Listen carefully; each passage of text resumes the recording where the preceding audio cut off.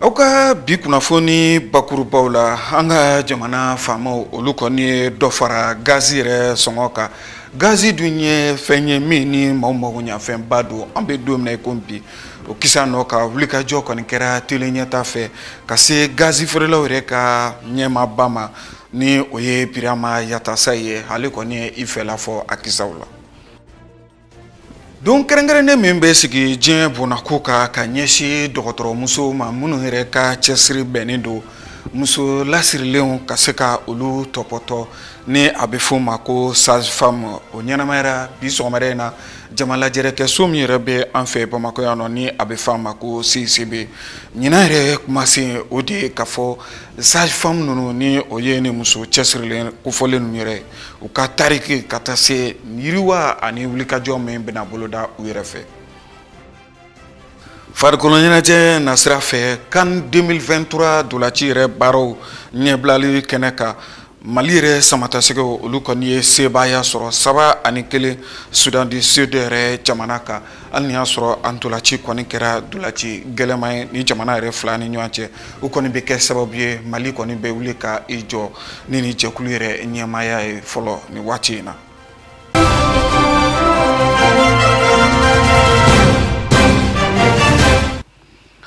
Aw bisimila aw ka bi kunnafoniw kɛnɛ ka bɛn ni bi jumadonya ye selifurancɛ kalo ni larabu ko sulukada an bɛ o tile 11 na hijira ye san 1443 sɔrɔ ka foli ni waleɲuman dɔ ko lase aw kelenkelenna bɛɛ lajɛlen ma ni waati in na aw minnu ye danaya ta k'a da tele ɲɛta kan ka kunnafoniw dayɛlɛ ni kunnafoni ye min ye an bɛ se ka fɔ kunnafoni duman kɔni ye ka ɲɛsin an yɛrɛ ka jamana ma.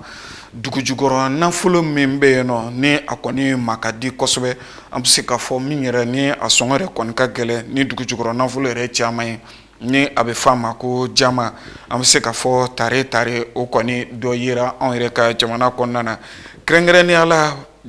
kulu min bɛ yen nɔ ni a bɛ f'a ma Samadu Minenga olu kɔni sera k'u tɛgɛ da jama yɛrɛ kunfɔlɔw kan kɛrɛnkɛrɛnnenya la Bongo Cɛmala ni ale yɛrɛ bɛ Bani Mɔnɛcɛ yɛrɛ kaw yɛrɛ fɛ yen nɔ ni o ye Buguni yɛrɛ région ye ni kɔni wulikajɔ in kɔni kɛra ni jɛkulu kofɔlen fɛ ni a bɛ f'a ma Samadu Minenga mun kɔni ka larawilili bɛɛ lajɛlen kɔfɛ ni o ye sɛgɛsɛgɛliw bɛɛ lajɛlen kɔfɛ a kɔni nana yira ka fɔ jama kɔni caman bɛ sɔrɔ ni yɔrɔ kofɔlen yɛrɛ la ni o ye Bongo Cɛmala ye ni ale yɛrɛ bɛ Buguni yɛrɛ masurunyayɔrɔ la ni kɔni ye tare ka ɲɛsin an yɛrɛ ka jamana ma bari ni ye dugujukɔrɔ nafolo yɛrɛ ta k'a lajɛ jama kɔni ye dugujukɔrɔ nafolo min ni a ma ka di kosɛbɛ wa sɔrɔba yɛrɛ bɛ a la nin kɔni bɛna kɛ samantiyaba ye ka ɲɛsin Buguni yɛrɛ région ma a ka ja ka ɲɛsin Maliba yɛrɛ ma a ka ja ka ɲɛsin farafinna yɛrɛ bɛɛ lajɛlen ma wulikajɔ kɔni bilalen don sen kan ni yɛrɛ cakɛbɔnaso yɛrɛ ɲɛmaaba fɛ ni o ye Mamadi Dukure ye ka wele bila ka ɲɛsin an ka jamana yɛrɛ faamaw ma walasa dɛmɛ yɛrɛ bɛ se ka di a ma cogo min na sɛbɛnfura min bɛ yen nɔ ni a bɛ f'a ma permis o yɛrɛ bɛ se ka sɔrɔ walasa baaraw bɛ se ka bila sen kan cogo min na baara ninnu yɛrɛ fɛnɛ kɔnɔna na a jirala k'a fɔ malidenw de bɛna ta walasa ka se ka baara kofɔlen yɛrɛ bɛɛ lajɛlen bila sen kan k'aw ladɔnniya ka fɔ nin waati laban ninnu na dugujukɔrɔ nafolo yɛrɛ nafama caman kɔni bɛ ka ye anw yɛrɛ ka dugukolo yɛrɛ jukɔrɔ a bɛ fɔ min ma ko hydrogène naturel o tɛmɛnen kɔ ka bɔ yen nɔ ka taa se taji yɛrɛ ma ni o ye pétrole ye ka taa se o n'a ɲɔgɔnna wɛrɛw ma ninnu kɔni bɛɛ lajɛlen a ka ja lithium olu bɛɛ lajɛlen bɛ ka ye anw ka dugukolo jukɔrɔ nin waati laban ninnu na an bɛ Masa Rahamani deli Ala ka yeliw kɛ hɛrɛ ye ka ɲɛsin anw ka jamanaw ma a ka ja ka kɛ tɔnɔbɔfɛn ye ka ɲɛsin maliden yɛrɛ kelen-kelenna bɛɛ lajɛlen ma. I n'a fɔ an y'a fɔ ɲɛna cogo min na kunnafoni bakurubaw la gazi ale kɔni ye maaw magoɲafɛnba ye an bɛ don min na ko bi ni tobili bɛ k'a la ka taa se o n'a ɲɔgɔnna wɛrɛw caman ma ni waati laban ninnu na jateminɛw kɔni nana ye k'a fɔ an ka juwafiyɛw yɛrɛ kɔnɔna na dɔ kɔni farala gazi yɛrɛ sɔngɔ kan o ma sɔrɔ dɔ wɛrɛ fɛ ni an ka jamana yɛrɛ faamaw ta k'a lajɛ musaka min ni u kɔni tun bɛ o bɔ walasa ka gazi yɛrɛ kɔkɔrɔma don n'a bɛ fɔ a ma nansarakan yɛrɛ la ko subvention gouvernement kɔni nana o nafolo kofɔlen kɔni ka o jɔ nin waati in na o kɔni kɛra gɛlɛya ye ka fara gazi yɛrɛ sɔngɔ kan an bɛ don min na ko bi gazi yɛrɛ kilo kelen min kɔni farala ka o de ye 200 ani dɔrɔmɛ 12 bɔɲɔgɔn ko gazi kilo kelen o kilo kelen o kɔni bɛ kɛ gɛlɛyaba ye gazi yɛrɛ matarafabaw ma a ka ja maa minnu kɔni bɛ yen nɔ ka fɔ olu kɔni bɛ tobili k'a la ka taa se magoɲafɛn wɛrɛw ma gazi feerelaw yɛrɛ ka ɲɛmaaba min bɛ an fɛ jamana yɛrɛ kɔnɔna na ni o ye Birama Yatasa ye wulikajɔ kɛra tele ɲɛta fɛ ka se ale yɛrɛ ma a fɛla ye mun ye nin kisa nin kan ale kɔni ye da don kisaw la ka se ka ɲɛfɔli kɛ ka jira ka fɔ waleyaw ka bila sen kan min ye musaka ye ka ɲɛsin gazi ko yɛrɛ ma walasa an ka jamana yɛrɛ bɛ se ka kisi ni ka a tanga nin n'a ɲɔgɔnna sɔngɔ dantɛmɛ wale mun bɛ kɛ an ka jɔafiyɛw yɛrɛ kɔnɔ ka ɲɛsin gazi yɛrɛ ma o bɛ se ka dabila cogo min na Ali Kulubali ani Salifu Ɲare olu ye wulikajɔ min kɛ a kisaw la an ka jɛ k'o lajɛ. Yasa jiritigɛw olu bɛna se ka jɔ cogoya min na yasa fɛn ye ka kɛ sababu ye sanw ka se ka na maaw ka lafiya o de hukumu kɔnɔ jamana ɲɛmaaw kun ye wulikajɔ kɛ yasa ka se ka dɛmɛ ta ka ɲɛsin maaw ma maa minnu bɛ yen ni u bɛ gazi ka se ka a feere ka dɛmɛ kɛ u ye yasa gazi a nafolo min bɛ yen ni a bɛ bɔ ka don a la jamanadenw fɛ o na se ka dɔgɔya cogoya min de la nka a jirala k'a fɔ ko jamana ka kɛɲɛ ni diɲɛ yɛrɛ bɛ gɛlɛya min kɔnɔ bi jamana a bɛ ka dɛsɛ fɛn ye k'o kasabiw kɔni di ko a bɛ waati jan kɔni bɔ o de hukumu kɔnɔna na sa Mali gazi ko a jirala k'a fɔ gɛlɛyaba ko o kɔni dola fɛn ye gazi ko kɔnɔna ka sababuya kɛ ko fɛn ye a wari ko dɔ farala a nafolo ko kɔni kan jamana kɛlen ka a sen bɔ a baaraw la gazi ko bɛ lahalaya min na bi jamana kɔnɔ a ka gɛlɛn parce que an bɛ yɔrɔ min na bi gazi ka gɛlɛn kɔ kan gazi bɛ daminɛ tuma min gouvernement y'an ŋaniya ka gazi subventionné parce que gazi bɛ daminɛ tuma min bɛɛ tun tɛ se ka gazi utiliser fantan tun tɛ se ka gazi utiliser gazi tun ye faama fan de ye mais gouvernement y'a laɲini pour que bɛɛ ka se ka kɛ fantan ka se ka lafiya o kosɔn gouvernement ye décision ta k'u bɛ gazi subventionné effectivement u y'a subventionné mais u ka subvention kɔnɔ o tun kan ka fɔ de gaz de construction gouvernement y'a laɲini k'a fɔ k'u bɛ adamadenw lafiya de ka gaz subventionné mais an bɛ yɔrɔ min na bi komi yɛrɛ y'a fɔ cogo min gɛlɛya bɛ cogo min na bi a ka gɛlɛn subvention a ka continuer donc an sera yɔrɔ dɔ la fo bɛɛ k'i jɔ i jɔyɔrɔ la parce que gouvernement ani gaziw ni ɲɔgɔn cɛ wari bɛ ka caya a la gouvernement na tuma bɛɛ aw b'a ye k'a fɔ crise de gazi bɛ yan crise de gazi bɛ yan n'i ye ɲininkali kɛ dɔwɛrɛ tɛ fɔ subvention ma sara subvention ma sara donc ni subvention ma sara subvention ma sara c'est une subvention ka gouvernement ka subvention sara gouvernement tɛ se ka wari ta kɛsu kɔnɔ jamana kɛsu kɔnɔ tuma bɛɛ k'a b'a di fɛn parce que milliards de don a se t'a ye k'a ta donc u y'a lajɛ u y'u jɔ u jɔyɔrɔ la an b'a fɔ ten de u y'u jɔ u jɔyɔrɔ la dɛ sogo fasalen muru da ka go parce que fɛn dɔ bɛ yen n'i m'a kɛ foyi t'a kɔfɛ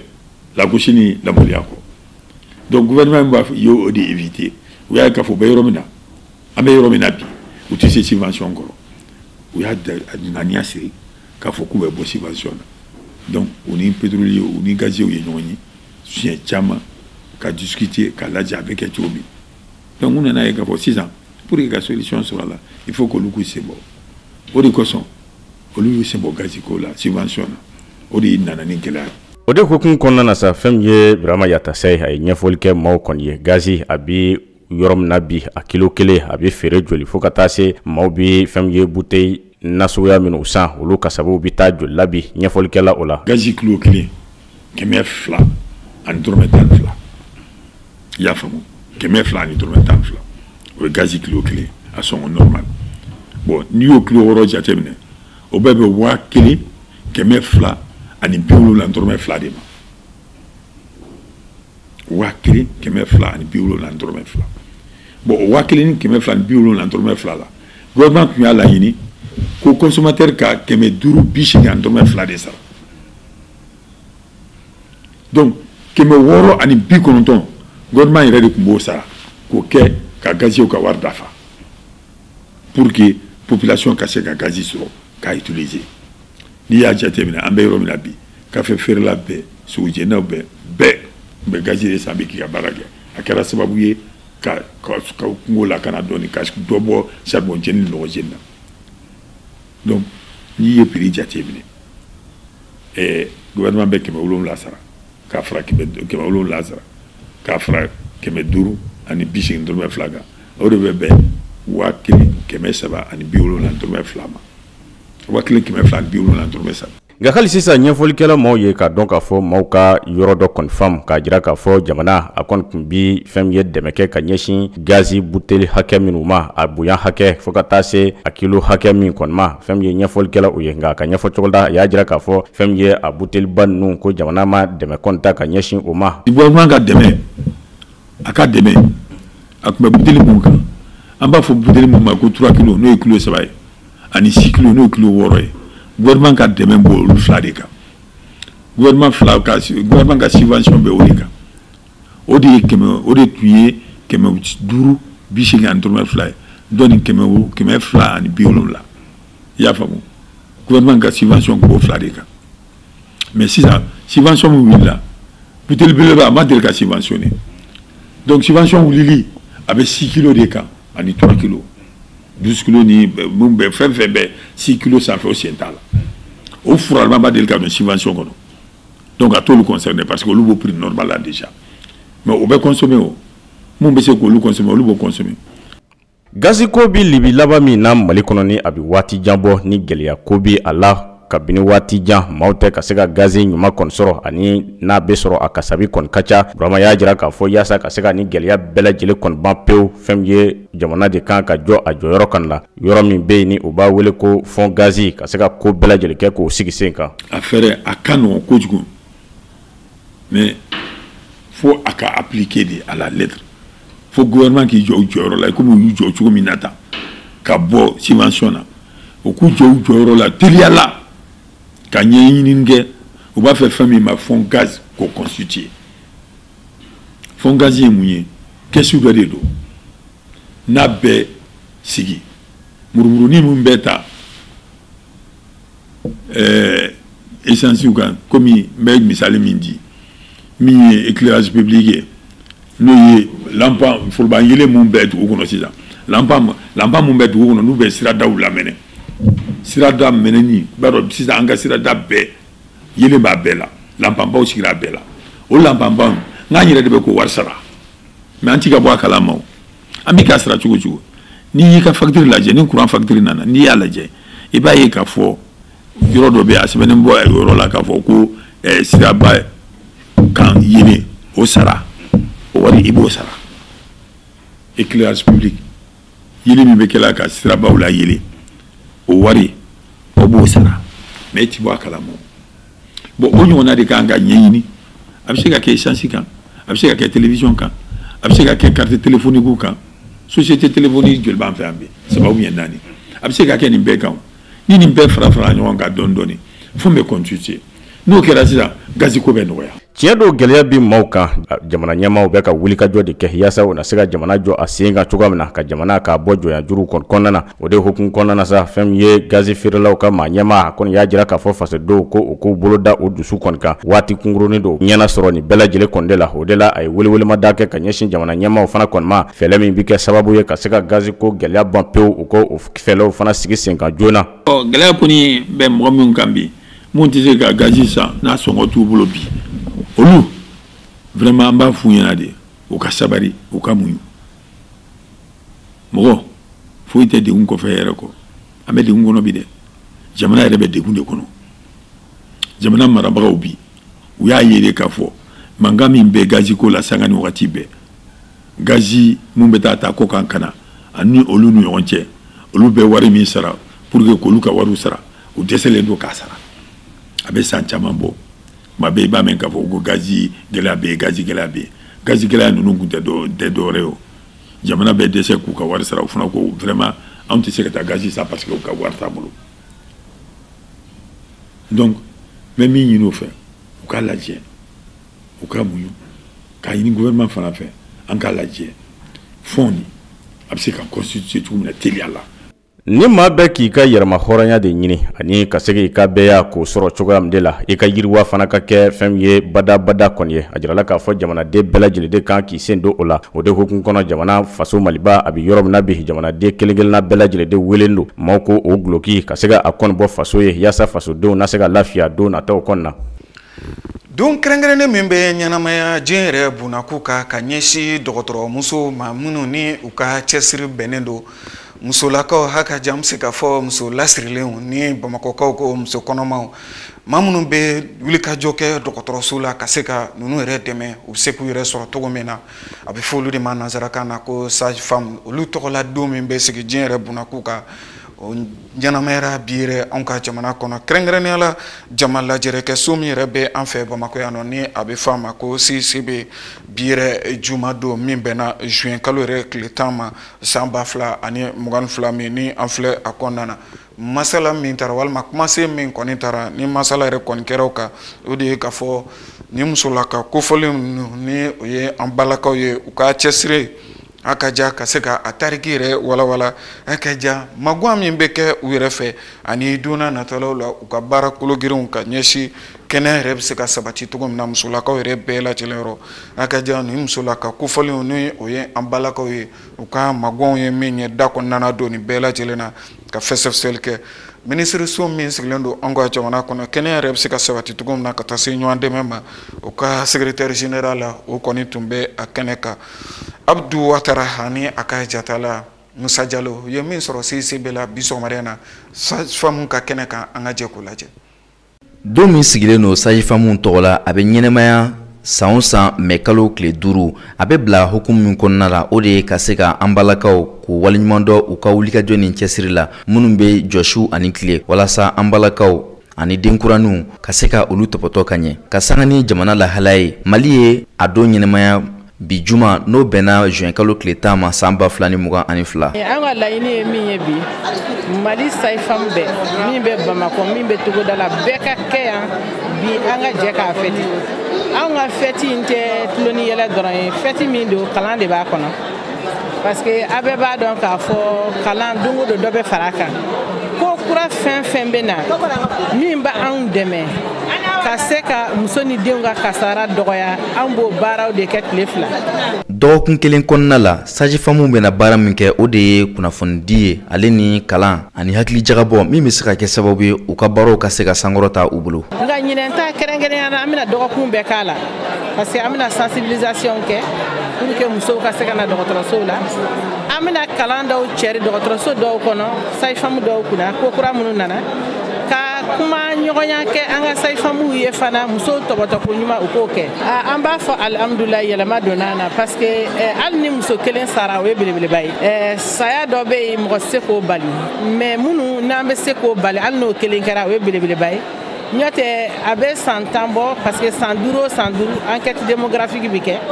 ka ɲininkali kɛ ka sɛgɛsɛgɛliw kɛ k'a lajɛ n'a sɔrɔ est-ce que den ni ba minnu bɛ kasara sɔrɔ dɔ bɔra a la wa a ka ca wa an nana ye k'a fɔ a tun bɛ 500 ni kɔ la a bɔra o la ka na 400 kɔ la bi a bɛ 325 la donc an b'a fɔ n ko caman kɛra. Minisiri min ka baara bɛlen don kɛnɛyako sabatili ma o ka nɔrabila min tun bɛ kɛnɛ kan a ye foli ni tanuni ta k'a di an balakaw ma an bɛ minnu wele ko sage-femme minnu jɔyɔrɔ ka bon kosɛbɛ muso ka ɲɛnɛmaya ani den o koɲɛw sabatili la. Nin don in an bɛ se k'a fɔ ministère de la santé yɛrɛ de ka don don parce que ni mɔgɔ min bɛ sage-femme ka baara dɔn i b'a dɔn k'a fɔ ko ale de b'a permettre que la femme qui donne la vie ne perde pas la vie. En kelen o kelen yan an bɛɛ tɛmɛna sage-femme bolo la u b'a wele cogoya caman na an ka tugudaw la peut-être que sage-femme tɛ matrɔnw don mais u bɛ muso lajigi et permettre que den ani ba u ni kana bɔnɛ. Donc olu ka journée internationale ministère jɔyɔrɔba de b'a la an b'a dɔn k'a fɔ ko olu ni dɔ wɛrɛw acteurs de la santé elle contribue à l'amélioration des indicateurs de santé, notamment la mortalité maternelle et infantile et infanto-juvénile qui s'améliore grâce à l'effort des sages-femmes. Kafoko Aribi Uku Tchessri parce que le combat n'est pas gagné d'abord. Aribi, mortalité maternelle, mortalité infantile, avait sans fait donner. Bien que ça s'est amélioré, mais Haribi a massé en sagola. Malikura joli baro la yelema kura kan ka don adamadenw ka baro ta cogoya la an bɛɛ lajɛlen ka fara ɲɔgɔn kan ka sajifamu dɛmɛ u ka baro la walasa hakilisigi ni kɛnɛya ka sabati an ka jamanaw kɔnɔ. Sajifamu ka san 100 baaraw dafalen a yirala k'a fɔ yɛlɛmaba donna a koɲɛw la minnu kɛra ɲɛtaaba ye sajifamu yɛrɛ kalan a n'a baaraw hukumu kɔnɔna la. Tile 15 min bɛ ta anw ka jamana kɔnɔ ka ɲɛsin sigida yɛrɛ bɛ se ka kisi cogo min na ni k'a latanga ala yɛrɛ ta kɔfɛ ni a bɛ f'a ma 15 de l'environnement o tako 23nan ni a bɛ f'a ma 23e édition an bɛ o kɛnɛ kan nin waati in na an bɛ se ka fɔ ten tɔ cogo la min ni a baaraw kɔni nu donni bilara sen ka Bugunikaw yɛrɛ fɛ yen nɔ ni o ye san 2022 yɛrɛ ta ye ni ye wulikajɔw jateminɛ nin waati in na a bɛ fɔ min ma Fond Climat Mali ni o ye cakɛ bondaso ye min yɛrɛ ka baara bɛnbɛn ni baara ninnu sabati ko ɲuman o bɛ se ka bila sen kan cogo min na o kɔni ye kɛnɛ sigi kɛnɛ min kɔni ye baro sigi ni a bɛ f'a ma atelier d'échange et d'information min yɛrɛ kɛra Bugunikaw yɛrɛ fɛ yen nɔ u ka gouvernorat yɛrɛ kɔnɔna na araba tɛmɛnen min bɛnna juin kalo yɛrɛ tile 8 ma san 2022 min ni an filɛ a kɔnɔna na baara ninnu yɛrɛ ɲɛmɔgɔya ni a bonyaw bɛɛ lajɛlen tun bɛ Buguni yɛrɛ gouverneur bolo ni o ye colonel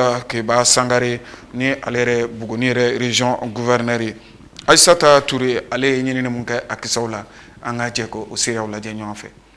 Nin kalansen sigi kunba kun tɛ dɔwɛrɛ ye yasa ka se ka maaw kunnafoniya ani ka u ladɔnniya Fond Climat Mali olu ka baara tagabolow yɛrɛ la i n'a fɔ a coordinatrice yɛrɛ bɛ ɲɛfɔli kɛ cogo min na. Bi sigi ye min ye a bɛ hukumu min kɔnɔ fɔlɔ o ye tile 15 baara min bolodalen don sigida lakanani kan n'o bɛ wele ko 23e édition 15 de l'environnement n'a a baaraw yɛrɛ koromokarili kɛra Buguni a kalo in tile 5 a tun bɛ premier ministre ka bonya kɔnɔna la o tɛmɛnen kɔfɛ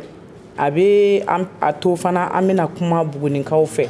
an b'a dɔn Buguni ye dugu min ye duguba de don réserve bɛ yan fɛn caman bɛ Buguni yan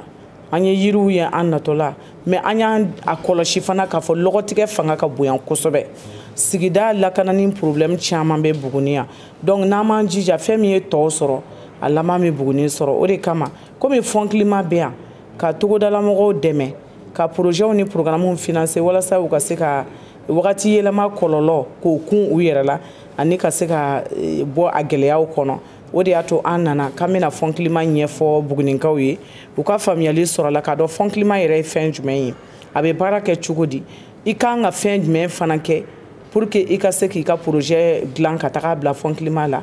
ka se ka wari sɔrɔ walasa k'i ka baara bolodalenw waliya o de y'an sekun ya. Buguni gouverneur a y'a yira k'a fɔ ale nisɔndiyara kosɛbɛ ni lajɛ kofɔlen sigili la a tilala ka foli ka ɲɛsin maaw ma fɛn fɛn kɔni bɔra Bamakɔ ale ni fan wɛrɛw fɛ yasa kana se ka nin kalansen in laɲɛnɛmaya maa minnu bɛ yen n'olu garisɛgɛ don nin kalansen in na olu y'u ka nisɔndiya yira ka ɲɛsin nin kalansen in sigili ma u tilala ka foli ka ɲɛsin kalansen in labɛnbaw bɛɛ lajɛlen ma u y'a yira k'a fɔ u ye faamuyaw caman de sɔrɔ nin kalansen in kɔnɔna la ka ɲiniya k'a fɔ nin kalansen kofɔlen min kɔni kun ye kunnafoni di ye Fond Climat Mali ale ka baara tagabolow la maa 60 bɔɲɔgɔn olu de kɔni ye nin kalansen in laɲɛnɛmaya minnu ni olu yɛrɛ kɔni dɔw bɔra jamana ka cakɛbondaw la société civile ma fo ka taa se ONG dɔw ma. O bɛ kɛ sababu ye ka an sɛnsɛn ka taa farafinna ani diɲɛ fan tɔw bɛɛ lajɛlen bankun kan walasa an ka se ka faamuyali sɔrɔ o kibaruyaw la Aissata Touré ale bɛ walawalali kɛ an ye o kisaw la. Nations Unies ka Assemblée Générale senfɛ min kɔni sigira sen kan alamisa tɛmɛnen o kɔnɔna la u ye Équateur, Japon, Malte, Mozambique ale ni Suisse jamana ka olu yɛrɛ sigi ONU Conseil de sécurité kunna minnu ni u bɛna san 2 de kɛ o baara in kɔnɔna la min bɛna daminɛ janvier kalo tile fɔlɔ san 2023 u ka sigiliw kadara kɔnɔna la fɛn min ye kalafiliw minnu ni o kɛra a yirala k'a fɔ ko Équateur a yirala k'a fɔ ale yɛrɛ kɔni ye 190 ni kalafiliw sɔrɔ. Japon ale ta kɛra 184, Malte ale ta kɛra 185, Mozambique ale ta kɛra 192, Suisse ale ta kɛra 187 ye. Ni jamana kofɔlen minnu filɛ nin olu kɔni bɛna jamana dɔw de nɔra bila ni o de ye Inde, Irlande, Kenya, Mexique ale ni Norvège jamana ye. ONU ka Conseil de sécurité kɔnɔna la a yirala k'a fɔ ko jamana 5 bɔɲɔgɔn olu yɛrɛ de kɔni bɛ a kɔnɔna la minnu ni yamaruyaw caman yɛrɛ kɔni b'u bolo ni o dɔ bɛ tali kɛ États-Unis jamana, Grande-Bretagne, France, Chine ale ni Russie la. Wa ka fara o bɛɛ lajɛlen kan jamana 10 wɛrɛw minnu ni o kɔni sigira Assemblée générale fɛ olu bɛna na san 2 yɛrɛ de kɔni kɛ o baara ninnu kɔnɔna la.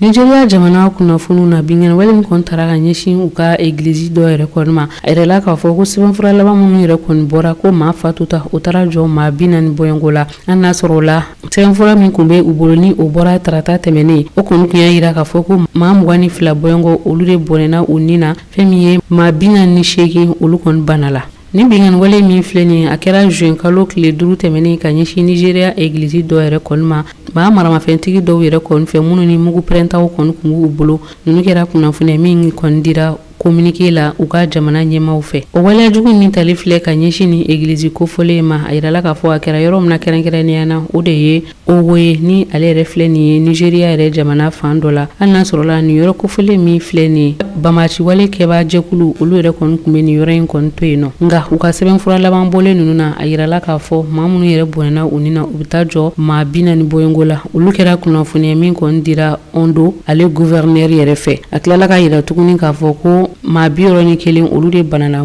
minnu bɛ dɔgɔtɔrɔsow la.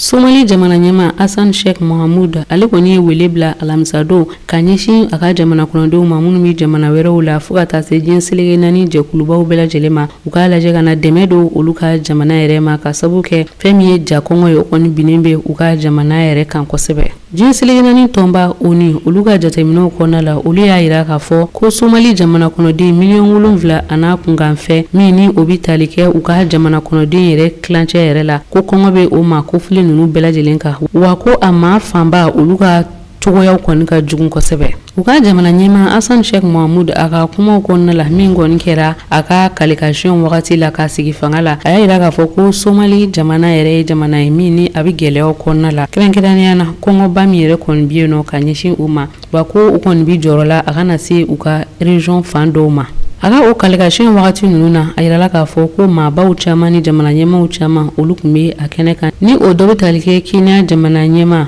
Uhuru Kenyatta, Djibouti ta Omar Ismail Gele fo ka taa se Egypte jamana olu ka ministre ɲɛma Abiy Ahmed ale ni Egypte ta Mustafa Babuli. A ka kumaw kɔnɔna la a ko k'a bɛ wele bila ka ɲɛsin Somali jamana kɔnɔdenw minnu bɛ sigilen yɔrɔ wɛrɛw la fo ka taa se diɲɛ selege naani ani diɲɛ bɛɛ lajɛlen ma u ka dɛmɛ don olu ka jamana ma jakɔngɔ yɛrɛ binnen bɛ jamana min kan. Farikolo ɲɛnajɛ na sira fɛ dolaci min bɛ kɛ farafinna bankun kan ni a bɛ f'a ma CAN 2023 ni a dolaciw yɛrɛ kan ka taa kɛ kɔnɔwari yɛrɛ jamana kan o ɲɛbila dolaciw ni a bɛ f'a ma éliminatoires Mali yɛrɛ samatasegaw ni an b'a fɔ ma les aigles du Mali olu ye sebaaya sɔrɔ kunungo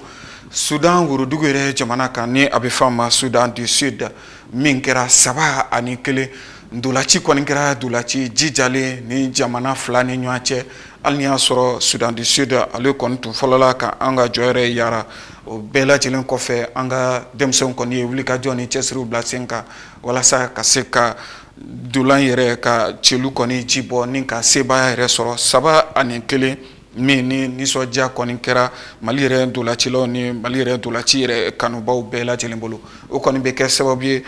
jɛkulu kofɔlen kɔnɔ ni a bɛ f'a ma groupe G Mali yɛrɛ bɛ to ɲɛmaaya la bari sebaaya kɔni sɔrɔlen kɔfɛ walima an bɛ se k'a fɔ sebaaya 2 kɔni sɔrɔlen kɔfɛ Mali bɛ to ɲɛmaaya la halisa jɛkulu kofɔlen kɔnɔ walasa an ka se ka faamuyali sɔrɔ a la Aissata Touré ale ye walawalali kɛ a kisɛw la. Tolan ninnu kɔnɔna la fɛn min ye Sudan du Sud olu ka jamana ale tolancilaw ye olu de kɔni ye tolanw dayɛlɛ kabini tolan miniti 29 ni bi kelen ye o wagati kunfɔlɔ ninnu kɔnɔna la fɛn min ye Sudan du Sud jamana ye olu yɛrɛ kɔni kun bɛ Mali jamana yɛrɛ kɔni kan kosɛbɛ fo ka taa se mitanw yɛrɛ kɔni ma mitan kunfilananw olu yɛrɛ kɔni yɛlɛnen fɛn min ye Mali yɛrɛ ntolancilaw ye olu ye ko yɛrɛ tanu u sɛbɛ ye o wagati kofɔlen ninnu kɔnɔ ka sababu kɛ u ka tolan a cogoyaw bɛɛ lajɛlen yɛrɛ kɔni yɛlɛmara o de kɔni kɛra sababuya ye ka sababu kɛ u ka tolanw cogoya yɛlɛmara fa n'a sɔrɔla tolan in kɔni taara taana terrain min kɔni kan ale pelusi kɔni kun tɛ cogoya b'a la wa fɛnɛ a taara wagati min na o kɔni y'a sɔrɔ tile farimanba don nɛgɛ kaɲa 13 wagati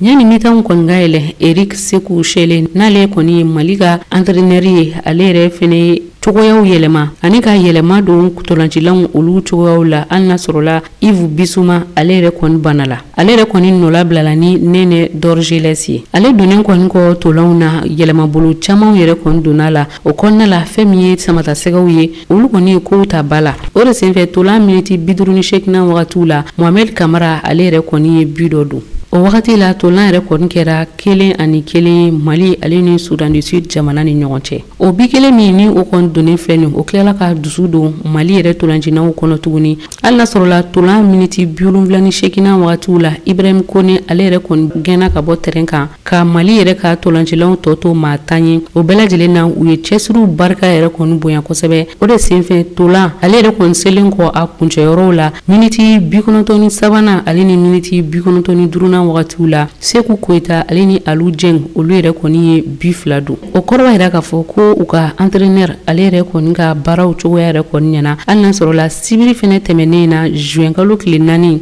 min ni Mali tolancinaw olu ni Congo Brazzaville tolancilaw karala ɲɔgɔn na 26 mars yɛrɛ kɔnɔna la ni o kɛra sababu ye u ye olu fɛnɛ ci 4-0 ni tolan 2 ninnu o b'a yira k'a fɔ ko fɛn min ye Eric Sekou Chelle a kɔni bɛ a ka baaraw ɲɛdɔn bɛ a la wa a bɛ ka taa taabolo min na n'a tora o la Mali tolancilaw u kɔni bɛna taa ɲɛfɛ u ka nin pool G in kɔnɔna la yɛrɛla k'a fɔ ko fɛn min ye Mali tolancilaw ye olu ka point ye 6 de ka fara u kan Congo Brazzaville ni olu fɛnɛ ye Zambie ci 1-0 Sudan du Sud point foyi tɛ ale bolo o kɔrɔ b'a yira k'a fɔ ale yɛrɛ kɔni b'i senbɔ tagama ninnu na tolan in 3nan ani a 4nan olu kɔni bɛna na tan septembre kalo nata ninnu na ka hakilina jiginna k'a yira k'a fɔ Sudan du Sud olu ni samatasɛgɛw olu ka tolanw olu kɔni kɛra Kampala Uganda de kɔnɔna la Sudan du Sud jamana ni olu yɛrɛ kɔni ka terrain o kɔni kun tɛ normes bɛɛ lajɛlen na o de senfɛ fɛn min ye kafu ye o kɔni ye olu ka terrain yɛrɛ kɔni senbɔ tolon yɛrɛ la Mali dolacilaw ka sebaya o bɛ kɛ sababu ye ka dansigi bi bamanankan kunnafoniw na ɲɛta TV jabaraniso sanfɛ ka foli ni waleɲuman dɔn k'o lase aw kelenna bɛɛ lajɛlen ma nin waati in na an bɛ an to bi kunnafoni kɛnɛ ka dugu lahɔrɔmaba dɔ bɛ an ka jamana kɔnɔ ni o ye dili ye ka dilikaw bɛɛ lajɛlen fo nin waati in na sanga ani waati olu minnu ni u b'u ka kunnafoni yɛrɛ sanuman ta yɔrɔ kɛ ɲɛta TV an bɛ dilikaw bɛɛ lajɛlen fo nin waati in na k'a ɲini masa ramani fɛ basigi ani kolosuma ala ko sabati an ka jamana kɔnɔ sini ni ala sɔnna ma an n'a ɲɔgɔn sɔrɔ nin kɛnɛ kelen kan kibaruya minnu mana sɔrɔ Mali kɔnɔ farafinna banw kan ka taa se diɲɛ fan tɔw bɛɛ lajɛlen ma walawalalen na kɛ o la ala ka sini don kibaru kɛnɛ yir'an na